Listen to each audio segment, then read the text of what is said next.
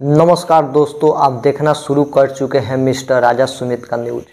दोस्तों, आज इस वीडियो में बात करने वाले हैं कि जिस प्रकार से सरकार सभी आशा कार्यकर्ता, आशा फैसिलिटेटर वैक्सीन कुरियर को पैसा देने के बाद आती है तो सरकार इससे नकर जा रही है। सभी संविदा कर्मी को लेकर के सरकार के पास उन लोगों को बढ़ोतरी करने के लिए पैसा है, लेकिन आशा कार्यकर्ताओं को पैसा देने के लिए सरकार के पास नहीं है। इसी को लेकर के हम आज बात करने वाले हैं। जो लगातार आशा कार्यकर्ता 1500 रुपया को लेकर के कार्य कर रही है, उन सबको मानदेय में बढ़ोतरी को लेकर के सरकार के पास रखा गया है, लेकिन सरकार इसको अभी तक अनदेखा कर रही है। और सभी संविदा कर्मचारी को लेकर के उन्होंने, बिहार सरकार बोल रहे हैं कि सभी संविदा कर्मचारी को वेतन वृद्धि और बोनस, छठ के बाद, दीपावली के बाद जो बोनस मिल रहा था वो लगातार जो बकाया है वो सभी संविदा कर्मी को मिल रहा है, लेकिन आशा कार्यकर्ता, आशा फैसिलिटेटर, वैक्सीन कुरियर, ममता और आंगनबाड़ी के बारी जब आती है तो सरकार नकर जाती है। आखिरकार क्यों?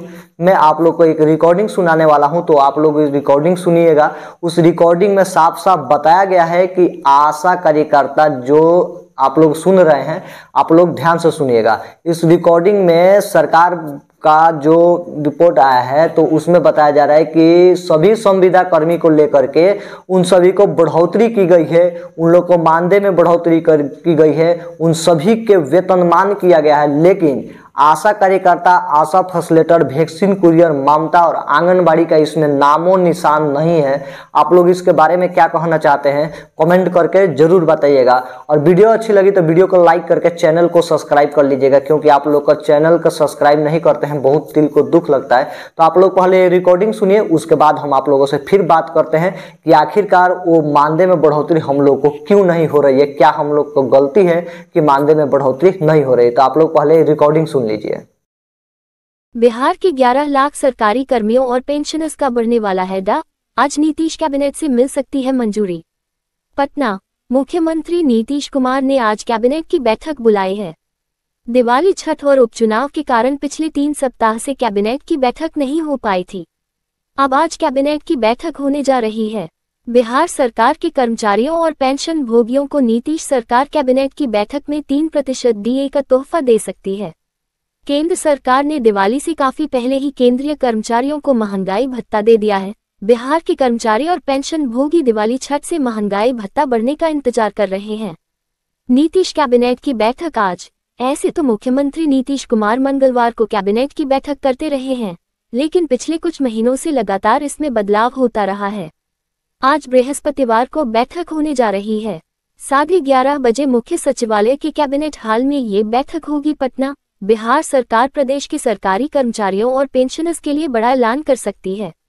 मुख्यमंत्री नीतीश कुमार राज्य सरकार के कर्मचारियों का डीए और डियरनेस रिलीफ 3% बढ़ाने का निर्णय ले सकते हैं। मंगलवार को कैबिनेट बैठक में कई फैसले पर मुहर लगाई जाएगी। बिहार में दीपावली से पहले आएगी सैलरी। सरकारी कर्मचारियों का डीए बढ़ाने के साथ साथ इस बार सैलरी भी दिवाली से पहले आएगी। सरकारी कर्मचारियों और पेंशनर्स को अक्टूबर महीने का वेतन और पेंशन दिवाली से पहले मिल जाएगी। इसको लेकर वित्त विभाग के प्रधान सचिव ने आनंद किशोर ने इसको लेकर निर्देश भी जारी कर दिया है कि अक्टूबर महीने का वेतन 25 अक्टूबर से देने का काम शुरू हो जाएगा। केंद्र सरकार भी बढ़ा चुकी है महंगाई भत्ता। दिवाली से पहले वेतन के साथ साथ डीए बढ़ जाने से कर्मचारियों को काफी राहत मिलेगी। बता दें कि पिछले सप्ताह केंद्र सरकार ने भी केंद्रीय कर्मचारियों को 3% महंगाई भत्ते बढ़ाने की कैबिनेट से स्वीकृति दे दी है। ऐसे में बिहार सरकार भी दिवाली से पहले सरकारी कर्मचारियों को 3% महंगाई भत्ता बढ़ाकर तोहफा दे सकती है। पिछली बार कई एजेंडों पर लगी थी मुहर। पिछले सप्ताह कैबिनेट की बैठक में कई महत्वपूर्ण एजेंडा पर मुहर लगी थी। इसमें खनन विभाग के नियमावली संशोधन के महत्वपूर्ण प्रस्ताव पर भी मुहर लगी है। अवैध बालू पत्थर ढुलाई में लगे वाहनों पर अधिक जुर्माना लगाने का फैसला लिया गया था। नियमावली में संशोधन होने से सरकार पर्यावरणीय स्वीकृति के लिए किसी एजेंसी पदाधिकारी को प्राधिकृत कर पाएगी। इसके बाद ही नीलामी कर बंदोबस्ती के 15 दिनों के अंदर खनन पट्टा का संचालन शुरू हो सकेगा। अवैध खनन पर जुर्माना बढ़ा। अन्य राज्यों में जो व्यवस्था है उसी के अनुसार यहाँ भी व्यवस्था की जा रही है। अवैध खनन एवं परिवहन को प्रभावी रूप से नियंत्रित करने के उद्देश्य से जुर्माना 5,000 से 10 लाख तक किया गया है। अवैध खनन व परिवहन की स्थिति में ट्रैक्टर एवं छोटे वाहन जैसे Matador, half truck, full body truck, 6 चक्का, नाव, 10 एवं इससे अधिक चक्का के ट्रक एवं लोडर के लिए जुर्माने की राशि को बढ़ाया गया है।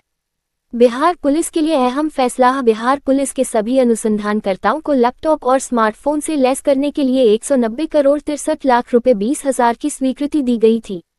कैबिनेट में बापू टावर पटना के निर्बाध संचालन के लिए 20 पदों के सृजन की स्वीकृति भी दी गई थी। साथ ही 1,63,51,104 रुपए वार्षिक व्यय पर निदेशक संग्रहालय का पद के गठन की भी स्वीकृति दी गई।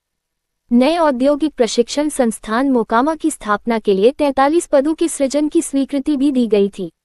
इसी तरह कई महत्वपूर्ण प्रस्ताव पर भी मुहर लगे थे। बिहार सरकार ने कर्मचारियों और पेंशनर्स को बड़ा तोहफा दिया है। राज्य में कर्मचारियों और पेंशनरों की महंगाई भत्ता में बढ़ोतरी की गई है। गुरुवार को नीतीश कैबिनेट की बैठक में कई अहम एजेंडों पर सहमति बनी है। मुख्यमंत्री नीतीश कुमार की अध्यक्षता में राज्य मंत्री परिषद की बैठक में 38 एजेंडों पर मुहर लगी है। इसमें राज्य सरकार के कर्मियों और पेंशन भोगियों के महंगाई भत्ता में 3% की वृद्धि भी शामिल है। इसका मतलब ये हुआ है कि अब इन्हें 50% के स्थान पर 53% महंगाई भत्ता मिलेगा। यानी कैबिनेट ने 3% महंगाई भत्ता बढ़ाने की मंजूरी दे दी है।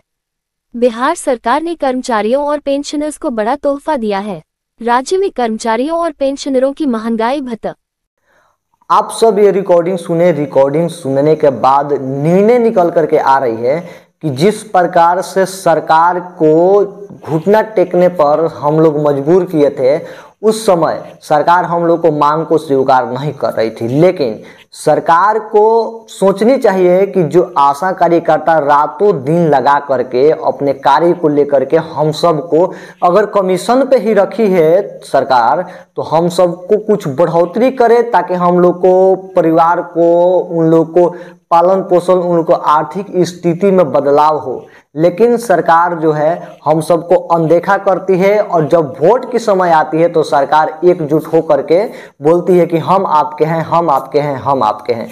लेकिन सरकार जो बन रही है और जो बोला गया है उसमें कोई भी बदलाव नहीं किया गया है और जो जिनको सरकारी कर्मचारी माना गया है उन सभी को बदलाव किया गया है, उन सभी को मांग को स्वीकार किया गया है। तो आखिरकार इसके बारे में आप लोग क्या कहते हैं? आप लोग में गलती है कि आप सब अपने मांग को लेकर के सरकार से मांग नहीं करते हैं और जो लोग मांग कर रहे हैं उनको सपोर्ट नहीं करते हैं। बस यही आप लोग को गलती है। तो आप लोग जोड़ तोड़ से इस कार्य में लगिए और सरकार से मांग को स्वीकार करवाने के लिए हम सब प्रयास कर रहे हैं और सरकार से उम्मीद है कि हम लोग सरकार को घुटना टेकने पर मजबूर करेंगे और हम सबको मांग को भी स्वीकार करेगी सरकार। एक न एक दिन सरकार को हम लोग बदलेंगे, जो कि 2025 के चुनाव में हम सब अपने मांग को लेकर के लड़ेंगे और जो सरकार हम लोग को मांग को स्वीकार करेगी चुनाव से पहले उसको वोट दिया जाएगा, अन्यथा हम लोग सरकार चेंज करने का भी निर्णय ले रहे हैं। जैसे कि प्रधानमंत्री सभी राज्य में आशा कार्यकर्ता, आंगनबाड़ी, सभी राज्य के लोगों को आंगनबाड़ी और आशा को वेतन वृद्धि करें, लेकिन बिहार के बारी जब आती है तो नीतीश कुमार वो सरकार से मांग नहीं कर रहे हैं। तो आखिरकार सरकार से मांग करना चाहिए और हम सबको बढ़ोतरी करना चाहिए। तो इसके बारे में आप लोग कमेंट कीजिएगा और इस वीडियो में बस इतना ही। मिलते हैं नेक्स्ट वीडियो में, तब तक के लिए जय हिंद।